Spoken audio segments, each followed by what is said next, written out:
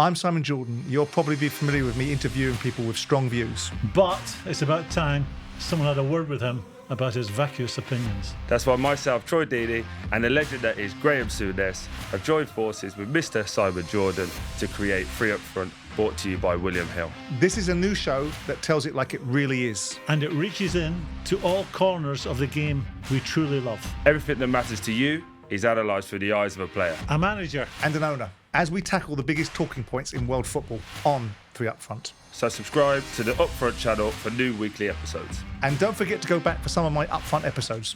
Not bad if I do say so myself. Ahead of this week's opening games, we had a couple of PR statements. One from Brentford and one from Chelsea's Raheem Sterling. Let's begin with Sterling. Left out of the squad for the Man City game, so he or his team decided to release a statement before kickoff. I don't know about you boys, but I wasn't overly impressed with it. I didn't think it was particularly necessary. I mean, we are in an age where player power and player influence is at its most significant. But when I saw the Sterling statement, my overriding reaction was not necessary. You will clearly have an opportunity to speak to your peers, the people that you work for, because you don't need to demand an audience. You're going to get one inevitably, because if they want to get rid of you, they're going to have that conversation anyway. Yeah. And it looked to me from the outside that possibly Chelsea, and I don't want to be overly Machiavellian, but Chelsea themselves might have been pushing the player into saying something that might put him in some breach of his contract, that might give them some leverage in any discussions they might have with him. And I just thought it was an overall poor look. With all that considered, Graeme, put yourself in Maresca's shoes. New manager, in a very difficult football club at this moment in time, opening game of the season against the champions. Do you want this background noise, and how would you handle it if you were in his shoes? Well, Raheem Sterling is obviously upset. To write that letter, he would have known, or his people would have known, that is really, lighting a fire on the first day of the season when they're about to play the champions. It puts the manager in a difficult situation because he's going to be talking about stuff that he doesn't really want to be talking about. But I think it's self-inflicted, partly self-inflicted. I think the messages that Raheem's been getting, I think he's played in or featured in all the pre-season games. But that don't mean much, does it? Well, you get a feeling if you're wanted or not. I think more the last game. The size of the squad. From who? From the manager? Yeah, you get that vibe that you're going to be involved here. I mean, he's got about 6 wide players he's competing for a place against. But normally as well, the last game of the season, pre-season, is normally the team that rolls in. Yeah, so I think if you're in that. But the fact he's involved in the amount of players they have on their squad and wide players would suggest he's in. I would think he feels, I would have felt, I'm going to be part of this. Mm-hmm. And then when he's just discarded, he's gone for it. So he's highly aggrieved, but timing stinks and it's not helped anyone. Do you think the notion that he's firing back for the other on behalf of the other players? What do you think to that? Not a chance. Yeah. Laughable. Yeah. Me. Laughable. What player thinks like that today? I think the only thing I look at it from a player's point of view, having been a captain, you've done that noise, you've made that noise an hour before the game. That to me says you don't care about the rest of us. You've made this position that I've got to look after myself, similar to what you guys are saying. Is that how you'd read that as a player? I would, yeah. Yeah. I think as a manager, you'd be fuming that the first question at the gate of first season, it should be of optimism and what we're looking at. If you had this. been Raheem Sterling, how would you have dealt with that? I'd have been fuming, but I would never have put a press release out. No, never. I would have.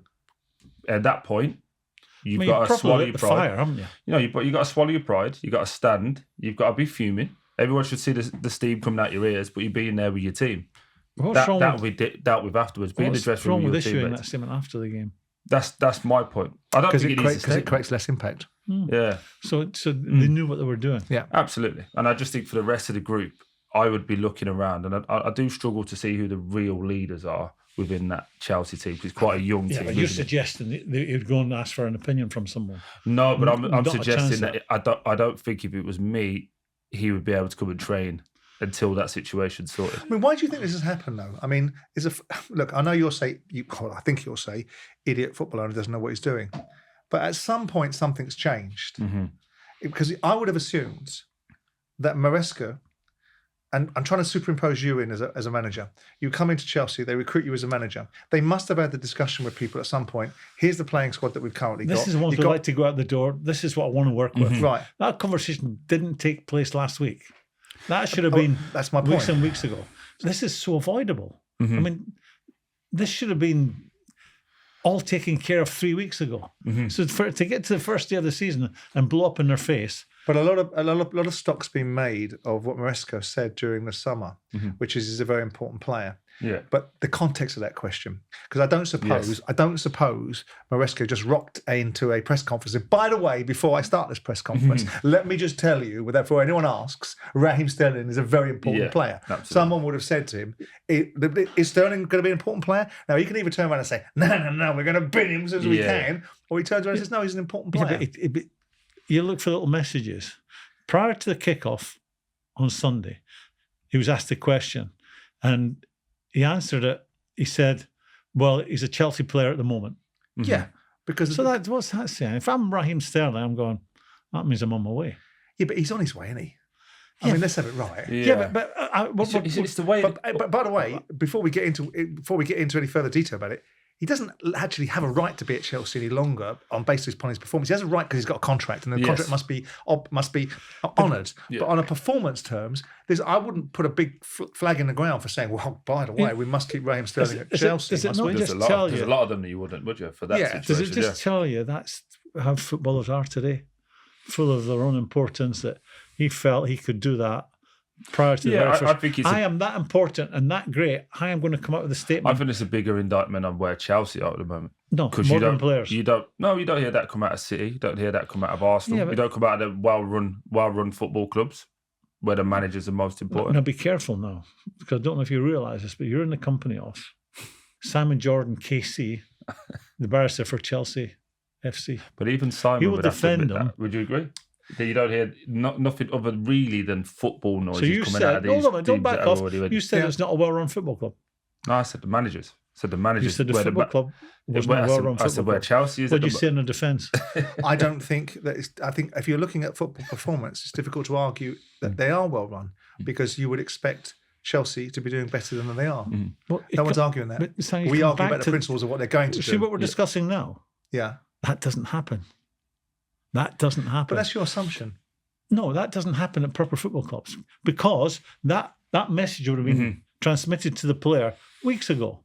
Look, we've got young players coming through. You're 29. An ideal where we'd like you out the door. But listen, and you couch that, it comes down to football that. Football is very fluid, isn't it? And it's very easy to suggest that you have these best laid plans of mice and men and they're set in stone and everyone knows where they're going. But something comes out of the ether that always changes the direction of travel. So if it does change the direction of travel, and ultimately what you thought you were going to do is different to what you end up doing, I'm not entirely sure that it's as black and white as Chelsea not knowing what they want to do and then deciding on the last minute they don't want Sterling in the building anymore, because this is not going to be a mechanism to get him out. You're not, this is not facilitating a solution; it's facilitating a problem. Chelsea's behaviour has created a problem, not a solution. Because that is the point I'm making. That it's not being run properly. This is a very simple. This could have been avoided. It's very simple. Everyone's saying how bad Chelsea is and how badly run it is. Yeah. I'm interested to hear what your take is on what they're doing right. They must be doing something right. Well, I don't know what they're doing right because it's yet to manifest itself, because ultimately what you consider to be done right in football terms, if you're Chelsea, if you're Brighton, what they're doing in football terms is wonderful. Yes. But they're underpinned it by making huge profits from buying players and selling them. Right? Yeah. And so in football terms, they're not going to win anything. But for Brighton, I haven't finished. But we have this argument. You throw Tottenham into this. Yeah, but we're not talking about Tottenham. We're talking about Chelsea. You're looking at it with a business, an owner's head on. Because that's how it is, where Graeme. it's a business. This is business now. It's a business. It's always been a business to these people. Graeme, this is different. It's a big business This now. is different now. So the supporters, what you're basically saying is the Spurs supporters should just accept that because we have the best stadium in world football, that we won't win anything. They should demand. We won't win anything, but you think Daniel Levy's done a great job. They should demand. Like you think the guys at Chelsea are doing a great job. They should demand both. Because that's the nature of a football supporter. They should demand both. Cup They should demand the years. best facilities and trophies. They should demand both. One League Cup in 23 years. I agree with you. it's a stick you can beat him with ad infinitum. And I could say to you, like Aston But you Villa, say he's done a great job. no, I think in certain aspects of what he's done for Tottenham Hotspur has given them an opportunity to be a successful football club. Why don't the Chelsea board just say, look, we're not really interested in European supporters. We're not really interested in if we win anything. This is a business. We're going to, when we bought it, we have an exit plan for 10 years' time. But that's silly. But that's what it amounts to. But that's, and you'd be right. Yeah, we have an exit plan in 10 silly. years, 15 years' time, we're out of here. But you also know just accept there's no benefit in them saying that. The bottom line is that what they will... is that the case then? Yeah, of course it is. It always has been the case. They're a fucking hedge fund. They're a private equity business that sat here going, we bought a £2.5 billion asset. Where's football going? It's the global game. This asset could be worth 15 billion quid in 10 years' time. So what we'll do is, and also it's worth us... charge you 80 quid for a replica strip. It's worth... So does everybody. So does everybody. Sheffield Wednesday charge 80 quid for a shirt in the Championship. Come on. And Ipswich 56 quid. We're building a business that could be worth 15 billion quid in 10 years' time. And on our way, we have all these other businesses that we can offshoot from it. We've got all this data we can get from around the world that we can utilize for other businesses. There's an economic plan here. And what we're doing is we're saying, now, has to be now.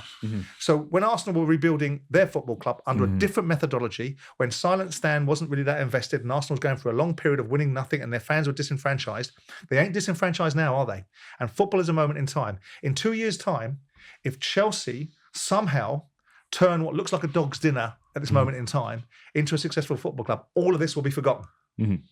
And that's the nature of the beast. And now, whether we like it or we don't like it, when we're talking about the scale of what we've done to football, we wanted nation states in they come with their money. We wanted hedge funds in they come with their money. There's going to be a change of agenda. So it's a participation sport now. So what you're saying, they should issue a statement when they buy a football club. It's self-evident, isn't it? By the way, we are a hedge fund. We have an exit plan. We're going to be here for 15 years. But we think we're going to create this business. We buy it for $2.5 billion. But who's going to say that, Graeme? Because it doesn't make any sense to say it. So we really need to educate supporters that is how it's self-evident. Life is in our sport. If you don't get many Jack Walkers, you don't get many Roman Abramoviches that have different motives. You don't even get many of me that would buy their own boyhood football club. You get guys that are now coming in there going, this represents a commercial transaction. Yeah. So if you're the clue is in the title, a private equity fund. They're not in the business. They're not a philanthropic exercise. They bought Chelsea for £2.5 million quid. They want to make money from it. It's self-evident. Everybody else makes money from football. You make money from football. Players make money from football. Agents make money from football. Why shouldn't owners? But look, we can pick the bones out of Chelsea ad infinitum. But there was also a game that went on Sunday, and they weren't bad by the way, Chelsea. Given what we saw, a striker. Given what we saw. We've obviously got some views on Chelsea playing against the champions in and of itself is not a fair measurement. But what did you take away from the game?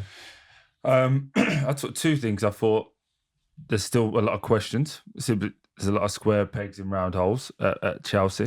I think it's obvious Cole Palmer is their best outlet, so start building your team around him. The obvious one again, striker. I worry now who's grabbing hold of that room. John Terry, Lampard, Thiago Silva. Who's going, right, this is what Chelsea is, this is what we do, this is how we do it. So a situation with Raheem now wouldn't showcase itself in the way that it has. But I took more away from Man City. Not at their best. Playing a different style of football. Rodri. But they didn't go press like normal. No they Stones. backed off. Yeah. They had all these guys on the bench who have come with it, played late in tournaments, and they did it a different way, and they still won. That was more scary for me. I thought, how do we beat them now? I think Chelsea were very good. So did I. I think missed the striker. I think if Haaland plays for them, I think they win the game. I take your point about Man City. What Man City did that appeared in the first half where they kept giving the ball away, which is unnecessarily giving it away. Keeper was a bit shaky as well. Edison dropped a couple. He did. They kept giving the ball away without being under any real pressure, and they're top players that normally can keep the ball when they're pressed like that. And they managed, when they weren't dominant, they managed the game. They just kept Chelsea there for the largest part. But Chelsea weren't without their chances. I think, forgetting all the other issues we're talking about, I like Chelsea. I So do I. I think like I think they're going to be. I think they're going to be all right. I think they're going to surprise people. I've got them down to finish fourth. I know that probably means less from me than it might do from you two, but I still think they might surprise people. Yeah, because there's talent there. They need to get a striker. You got them six. Yeah. But I just want to square the circle around Raheem Sterling because I didn't ask you this earlier on. I mean, where do you think? I mean, there's a potential that Sterling can go to Juventus. Where do you think his future lies? And do you think he's still at that level? You think he's going to go to Saudi Arabia at 29? For two things, the kind of money he's earning, I don't see anyone in this country going to pay him that kind of money. So he's no longer an elite footballer? Oof. Well, I don't think any of the big guys would want him here. I think he'd price himself out the market. I think when you talk solely on ability, he could get into a lot of clubs. But then when you start breaking down the teams, I don't think where does he fit in and where does he go? Well, I think he's limited in this country as who would take him and where he would go to. I suppose. They get back into the scenario which they're looking at, and what I think is a major problem for Chelsea going forward with this business model is that to get players out the door, they're going to have to take a real knock on their asset value. What did they pay? 50 million, 60 million for Raheem Sterling? 47, yeah. Yeah, they're going to get next to nothing for him, and the agent was saying, well, the buying team can't afford his wages, so you're going to have to finance it as well. So they get smashed on the transfer fee they'll get, and they get smashed on if you really want them out. But they could stick him out on loan, couldn't they?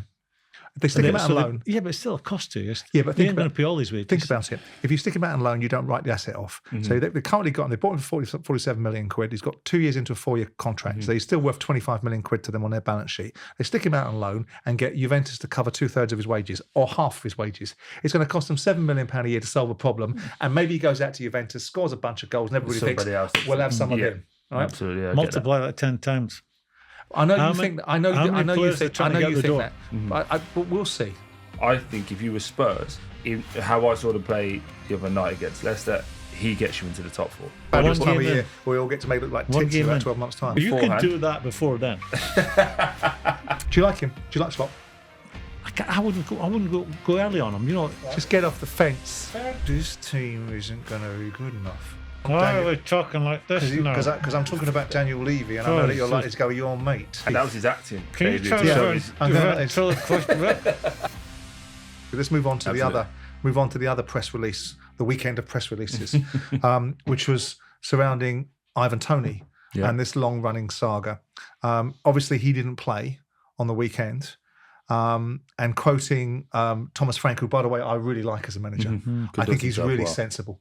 But he talks about his comments on Ivan Toney. Well, a lot of things are going on with Ivan, especially with transfers. There's a lot of transfer interest. Because of all that, we've decided not to include him in the squad. I can't give it too much away the day before. Of course, Ivan is a top player, and we all know that he's been fantastic for us for 4 years. But we showed last season we can cope without him. Now, you know Ivan. I know Ivan. I know his dad. Right? So I'm plugged into certain aspects of it. I'm not going to breach too many confidences, but I have an understanding. But you know him. What would happen? What could have happened behind the scenes to suggest that he can't make an appearance on Sunday for a side that is opening its first game of the season against a difficult fixture against the brilliant Crystal Palace? Yeah, do you not think that when I read the whole of the context for it, said that they made the decision, right? Brentford made the decision. He wanted to play, but they pulled him because of the amount of potential interest and money that's on the way. So you think it's potentially not putting him in the way of an injury? Yeah, that's how I read it on the day. You reckon? That's how I think for Brentford. Yeah. Because he's into his last year, and I think the number now is around the 35-40 million mark. They've already spent 30 million on a striker who just got injured. You to talk to balance sheets a lot better than me, but my untrained eye would suggest we need to get him out the door now because there's a lot of money, or we're going to lose him for nothing. No one wants him in England. Is he asking for too much? I think plenty of people quite like him. He's asking too much. I think, without being too indiscreet, I think he's asking for too much money. I think there are too many people wanting too much from this deal. Yeah. Potentially making this deal quite expensive. Absolutely. And so you've not only got the top end expense that Brentford are going, yeah, we want some proper dough, thanks very much. And also the player. And those around him, I think, of course, looking for top-end money. Yeah. And the only way they're going to get that is Saudi. And I'm hoping that that's not where Ivan Toney's going to be thinking of. I like to similar to you. It's a difficult one because you can't breach your confidence, as you said. But so I'll give you my opinion on it. He has two options, in my opinion. One, cut the money and run now and say you're not an elite player and go to Saudi, as Simon alluded to earlier. Make a big chunk of money, look after your family, go and enjoy yourself. Or, as it's playing out currently, sit, back yourself, let this run out. Score as many goals as you can. This is last year. Yeah, last year. Score as many goals as you can. And now all these That's what he should do. If I was advising him, that's what he should do. Suddenly go away because next year that 30 million that was going to get spent on you can be wrapped up in a Into deal your contract, in somehow way, shape or form. You're also then... But that doesn't chime with Brentford leaving him out because there's an offer for him. No, I know, but I'm saying this is my opinion, what I would say to him directly. Sit on your contract, run it down, take the money in your contract. Do what Brentford will want him to go. Of course he will, but do what Mark Guehi's doing at the moment. Play, keep your mouth shut. He's the only person I've seen in this transfer market that's conducted himself the right way. But Guehi's 23, and he's not on the last contract, the last big contract. And you're more likely to get a bad one as a striker. But look, I mean, we've seen Solanke move. Yeah. So why would Solanke get a move and Toney doesn't? There you are. You're a centre forward. Yeah. Solanke or Ivan. Yeah. I hold Ivan in a very high standard. I think Ivan is probably top 3 strikers that we've got. I agree. Forwards. Yeah, I agree. I think it's difficult to put anyone above him. I was going to ask you this question separately. I think my take on it is why teams have gone for someone like Dominic Solanke is the visual is that he runs more, presses more, and everyone wants to work about the press. Solanke. 25, 26. Yeah. So he's only had one good year. He got 19 goals last year. Yeah. Mm-hmm. He's not been consistently scoring goals in the Premier League. No, but I think he scored 30 in the Championship the year before. But I think the eye test suggests that he looks like he runs around a bit more, and everyone's so obsessed at the moment, aren't they, with pressing.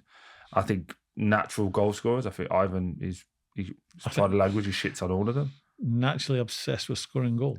Is it? I mean, is it because of Postecoglou's style? I mean, obviously, that's a stupid question, but it obviously is because of Postecoglou's style of play. But if it were me, for what my opinion is worth on buying a player subject matter with you two boys, I would go for Toney every day of the week and twice on Sunday if I was Spurs. Age factor as well, 29. I don't think he's an old 29. So when you talk about Raheem Sterling, I think Raheem's been doing it at a top level for such a long time that in our head we go, he feels older than 29. I don't think Ivan has that personally. Came onto the scene late. I know he was at Newcastle, but went a long way around. And I just think you could do short-term fixes. Mourinho did it at Man United, didn't he? And Sir Alex did it when he brought in Van Persie. Yeah. Go in and get short-term fixes that get you wins and move you forward. I think if you were Spurs, how I saw them play the other night against Leicester, he gets you into the top 4 because he scores. He scores. You've got a natural penalty taker. So your logic would then to tell that ultimately, if by that logic, I'm with that logic. Yes, I might. But what I'm about to put is something I think you'll like. Is your logic would deploy then that the reasons why they haven't done. Toney comes in and gives you instantaneous gratification potentially and wins you something in the short term, but there's no economic value in him. Yeah. There's no resale value. So that means that Spurs have bought Solanke because Daniel's got his 2 penny thing and gone 26 years of age. Value. Resale value. Better deal for me in the longer term, and maybe I can get the terms on the drip with Bournemouth because I can do a deferred payment schedule, and rather than Brentford going all the money now. It'd also come on a bit cheaper, wouldn't he, salary-wise? You'd like to think Dominic as opposed to Ivan. Based upon what we understand. You'd like to think that is. Let's move on to Liverpool. Yes. Liverpool, Ipswich. I mean, first of all, great to see Ipswich back in the Premier League. It's a football club I've got a lot of affection for. But your Liverpool side, they're not your Liverpool side, but obviously your relationship with Liverpool is huge. What did you make of their first game against Ipswich? I think it was a typical first game of the season. They're playing a team that's full of beans. Yep. Just come up, sunny day, and full of energy in the first 45 minutes, but they couldn't keep it up. And then Liverpool, better quality. That when I was a player, that was where the staff used to talk to us. Just live with them for that first hour. They'll fade because you're better players. You'll start to run the show. That's exactly how the game panned out. What did you make to Slot's decision at half-time? I thought it was excellent. He's realised that the boy... centre half off. Yeah, the boy quite says getting beat. I think he said afterwards, getting beat up a little bit, didn't deal with the challenges, and he's gone. Bang. There's Konate. Well, he'll learn from it, the young fella. Did I like the match? Of course, the manager's seen something that wasn't right. It's a big decision, though, isn't it, on day one? It's only a big decision if you're bringing on someone you're not quite sure about. It's not brave. It's just an intelligent thing to do. But the challenges are ahead for Liverpool. You know, it was a great first game for Liverpool. You're playing a team that's just got promoted, and just as I've described, what you're going to be faced with is something that I was told many times as a Liverpool player myself, deal with that first hour. What do you think for Slot constitutes success? Well, obviously finishing the top 4 and having a right good go at the league. But is that a bare minimum? Yeah. So that's not success then? That's just bare minimum? No, certainly finishing the top 4 and having a right good go by that semi-final at least of the Champions League and having a right good go where you're still in the fight in the Premier League up until the last few weeks of the season. That's success. That's success, not winning anything. I think first year in, when you factor in under Klopp, they finished 3rd last year. And everyone would say what a fabulous manager Klopp was and the tune he got out of those players. Yeah. So he got the maximum out of those players but still finished 3rd. Mm-hmm. I said, well, this guy get the same tune out of them. I'm like, I think they'll buy someone. They do need strengthening in a couple of areas. So if we accept it, Klopp got the most out of that group of players. If they don't buy anyone, are they going to finish any better than 3rd? I don't think so. I go back to the League Cup final last year and I said, whoever the new man is walking into a dream situation. And you still think that? It still is, but not as dreamy as I thought after the League Cup final, because they'd won the League Cup final with boys. Yeah. So, it's turned up at Wembley. Yeah. Big deal for them. Yeah. And then they get themselves into a situation where they can win the league if they win the remainder of, the 10 games. Mm-hmm. Not an easy ask for any team. But they didn't put the foot to the floor when it really mattered. And then you look at the big players to make sure that should have been the case. So the word is held. There's still it's still a great job. Mm-hmm. The club is still. He's walked into the dressing room. The dressing room has still got energy and got life in it and got years in it. But it's not quite as dreamy as I thought it was. Just on that, when you talk about the players and the dressing room, we've still got life in it. They've got Salah, Van Dijk, Trent, all going into the last year of their contract. Would you prioritise sorting that out, or then looking at new players? So who's staying, who's going? No, that's not my job. That won't be his job. His job is to get the best out of that group of players. You don't get a job in football unless there's problems at the football club. He is walking into a club that has still got lots of life in that squad, and with the young players coming through, it's a healthy situation. So it's a dream job. It's a great job, given I know a bit about that football club. It's a great job. We have a question for you, Simon, from one of our YouTube subscribers, N12KRC. What are your thoughts on Liverpool owners FSG? I'm grateful for what they have done, but we had a chance to strengthen from a position of strength. They have let the club down. Well, I always think it's a bit ridiculous to suggest people that have fundamentally run the club very well for significant periods of time, because they don't do precisely what you want when you think they should do, that they've let the club down. So that to one side. I mean, I spoke to David Moyes about his first summer at United and how he wasn't given the helping hand that he required, in terms of they didn't buy anybody until the very end of the summer, and then they bought players that were potentially nowhere near what they needed to have. And there's an element of that feel about it. I would have thought that Slot would have had some cachet, because Liverpool were looking for a manager and they went to Slot as one of the potential candidates. So at that time, it's an equal discussion. It's a discussion. We would like you and you would like us. Yeah. So with that in mind, how do we find an accord? And at that time, I would have assumed Slot would have said, am I going to get some money? How many managers did you have?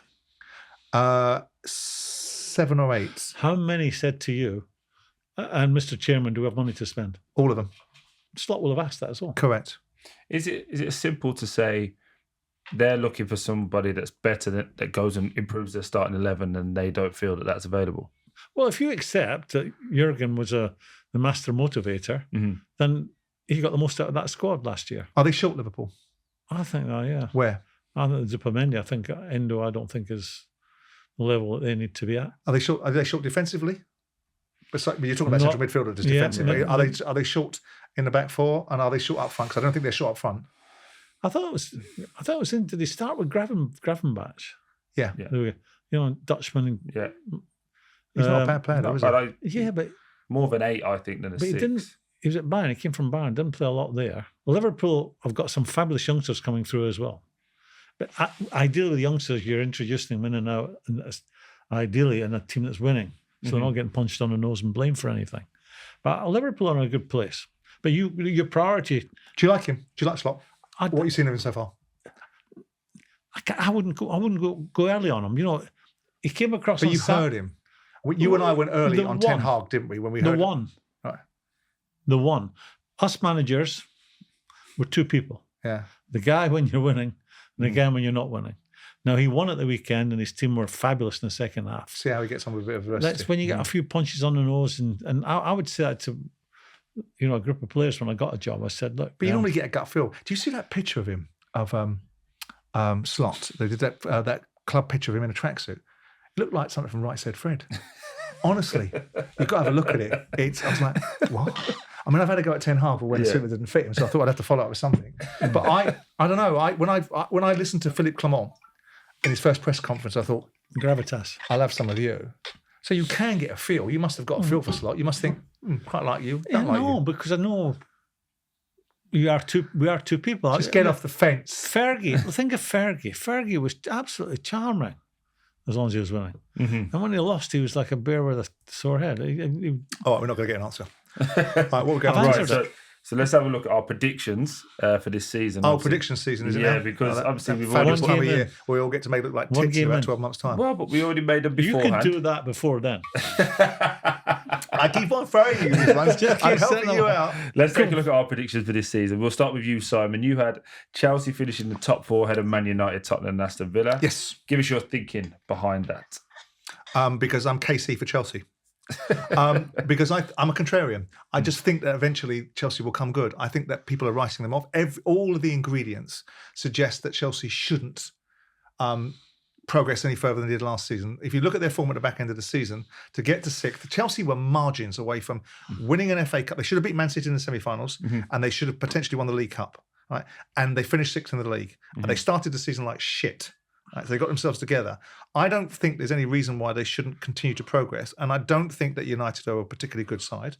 And I just got this feeling it might be wind. I just got this feeling that Or Chelsea, cramp. could be cramp, yeah. That Chelsea will get in. So I've gone for Chelsea because part of me actually wants to go to this ridiculous media narrative that these people that own football clubs are idiots and they don't know what they're doing, and everybody else that's not a football person, Only some of according you to are. him.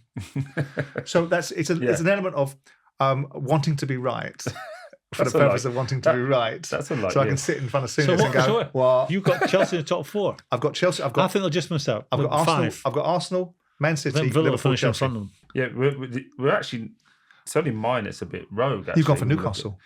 I've gone for Newcastle, yeah. You've gone for the same. Great. You've gone for the same as me. You and I have gone for Arsenal to win the league, Man City to finish second, Liverpool to finish third. You've gone for Villa, even though they've spent a lot of dough. Even though they've got a big European campaign coming up. What have they got coming up?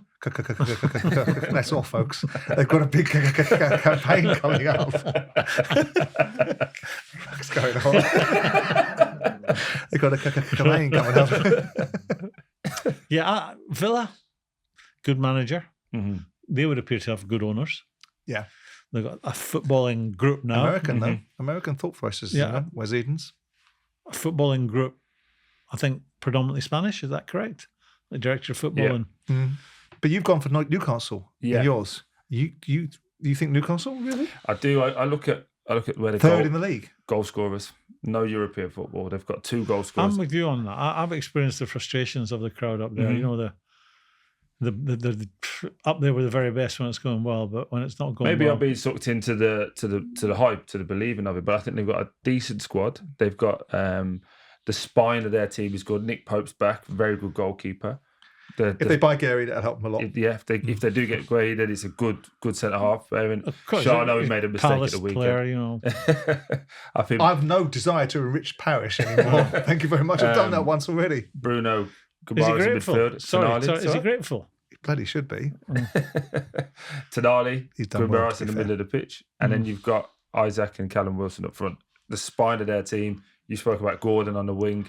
I think it's a good outfit. Did you not worry about Spurs? I'm sorry to go off on a Yes, tangent, okay, but did you? I watched Spurs last night, Yeah. and I watched Brennan Johnson and Kulusevski, Mm-hmm. and Timo Werner, and I thought, and then Richarlison. I thought, Mm-hmm. this team isn't going to be good enough. Yeah. And as much as I want Why are Daniel, we talking like this now? because I'm talking about Daniel Levy, and I know that you're likely to go, your mate. And also, So I think I'm that was, gritting my teeth. that was his acting. Can you debut tell to us show when- his- I'm going tell the question? Because because they're my teeth, unlike some people's. Yeah, let's have a look. But so I was going like this because I know he's going to pardon with his your mate. But I looked at Daniel Levy's team last night, or Postecoglou's, and I thought to myself, No, you went, I've got Lagia and a campaign. No, I think Spurs again. I'm just looking at the teams that. So what have you said Spurs are going to do? They're going to finish fourth. They'll finish fourth. Just because I just think these guys don't have European So you're leaving campaigns. Chelsea and Villa out. I think Chelsea have got too much mess to sort out. I think that I'm with him. Yeah. I think Chelsea are going to finish seventh. I don't know anything. You don't know I'm a non-football person. I think you have heard me say this before. Yeah. I think Simon is with me. Okay. I think Chelsea get a striker. They could gel. I think it was that the fourth position was difficult because like three I could have chose. I thought Liverpool could have done it, but we didn't. When we made the decision, we don't know how the first game was going to play out. We didn't know I think who they're Villa going to will get keep. their act together. Finish I think Villa are a good, well-run team. I just think Europe's going to take it out of them. I do too. That's just my take take. out all of them. Why don't you say Newcastle? But This will be Newcastle But Spurs. it's a big haven't ask. got that. It's a big ask for Villa. Absolutely. So we did. I mean, I hate doing this one, don't you? I hate forecasting who's going to get sacked and who's going to get relegated. Yeah. Unless, of course, it were Brighton, then I'd be happy to forecast that, or Charlton, or someone like that. But we've got relegation predictions. I've gone for Ipswich, Leicester, and Forest. I'll tell you why. Leicester are going to get a points penalty. Yeah. And I think that's going to really cost them. Ipswich, I think, just don't have the strength and depth. I think Kieran McKenna's going to be a really good manager, but I think this is a huge ask. And I think Forest have been dancing with this particular flame for the last couple of seasons. I'm not a huge admirer of Nuno Espirito Santo. So I think that Forest are going to get caught because eventually if you dance around that plug hole enough times, you're eventually going to go down it. Yeah. So that's why I've picked the three that I've picked. My opinion's finished. Over to you. I've gone for the three that came up. Oh, that's very thoughtful of you. No. Well, it's about as thoughtful as you. I'll give I've given considered answers. I will give my considered answers. Go ahead. I think it's an enormous jump. And I think that there's obviously the points deduction coming Leicester's way. Mm-hmm. I look at Southampton, and if your memory can go back that far, the goal conceded at Newcastle is I saw them at Liverpool. Was it the League Cup they played at Liverpool? Yes. And they, the same again, playing out from the back. Sooner or later, if you're playing against the very best players, they'll catch you. Don't you like? I like Russell Martin. Yeah. I like Russell Martin. Right. I think he's got chops. I think he dragged him out of the Championship. I think they will come unstuck. Do you? Trying to play that way. But this goes back to a previous episode. I think he'll pivot. That we spoke about. And if they keep playing out from the back, now you get to that weird place of, do you look at Vincent Kompany and go, if I do it this way, you go to Germany. Yeah, you get a great job. Yeah. You get a great job, or do you keep playing out? He's not going to change his style. Russell Martin's done that from MK. Russell Martin. So the next time they'll get relegated then. Next, if he doesn't change, they will go. Well, I think they'll go down. Let me quantify that. Nothing so far has suggested that he's going to pivot from what he does. He's got MK, Swansea, and then Southampton. I watched Eddie Howe do this. Not a season to get it. So at Burma for a few years when I could afford it. I'll say they gave you that, surely. No. You paid for it. Customer, you paid for something. No, categorically not. Can I say? Yeah, go ahead. You're mates with the owner, though, aren't you? No. Dragon. You told me how. No, Southampton. Southampton, yeah. Yeah, I'm not. I don't class mates as someone I've had dinner with that you do with Daniel Levy and Bowie. Or is it you're classifying them as mates for me? Or is it? So when you were feeding your fat face on dinner with me the other night, was I your mate then? Was I? I'd have another glass of Montrachet. Am I your mate? I do like this wine, Simon. Is there any more? And it's two mates. All you saw was the top of their head. What have we got these two muppets for? Don't take part in any intelligent conversation. They're just there for the food. What, the founder of Autonomy and the founder of the biggest internet service provider and a bank and one of the richest guys in the country just selling his business for the best part of £1 billion. No, they were head down in the food that I was buying. But bullshit. So we're talking. Get back to football. So Southampton, if they continue going down that road, they will come unstuck. I think Ipswich. You got players in that team that came up from League One. Yeah. Now up. I thought that midfield was worrying. And it's a very different job description. Mm-hmm. It's a very different job description for a manager for these three teams. Okay, not Leicester. He didn't bring them up. But every Monday morning, walking into the training ground, place was buzzing. Everyone's happy. Everyone's cracking jokes. We're all great. We're all winners. We're all, strong personalities. This year, most Monday mornings, I'll be walking into the dressing room, the changing room, the training ground, trying to pick them up. and has to pick them off the floor. Yeah. Different job description this time round. Right. Well, look, we've all picked Cole Palmer as our player of the season, so there's no debate there. So that's an easy one. Let's see who's right with his predictions at the end of the season. Thanks, everyone, for watching. This has been Three Up Front, brought to you by William Hill. Subscribe to the channel for weekly episodes. And don't forget to go back for some of my upfront episodes. Not bad, if I do say so myself. 18 plus, please gamble responsibly.